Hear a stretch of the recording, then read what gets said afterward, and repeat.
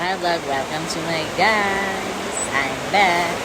And I have here D101 durian.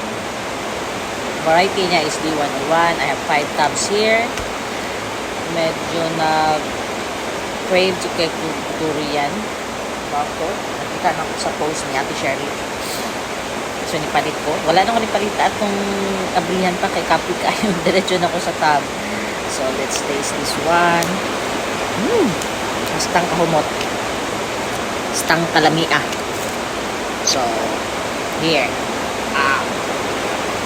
So let's taste this one. So kuha ng tilawan. First time na ako makatilaw kanina variety. Yellow kayo siya. Creamy kayo siya. No? Grabe ka soft. Grabe ka creamy.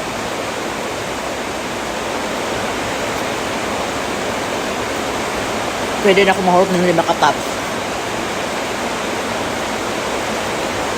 Nakagahan ako ng tilawan. Bakit sa durian, but this one of the best also. Basta kami, dili ko lang kaya. Tuloy. Kasi kusog kayong ulan sa gawas.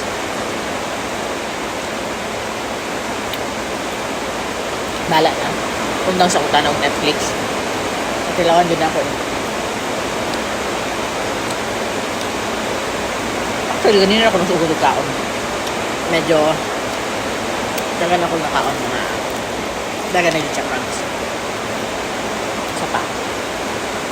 So, since kadayawan karon, this is a must try for every Dabawen. Mabibigyan na ako.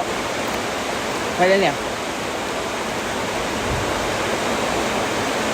Shoutout ka Ate Sherry. Thank you kayo sa pagkatod. Grabe. Naulaw ko. Nakatulang. Napaibugan ko sa inyo ha. Grabe ka na. Bye.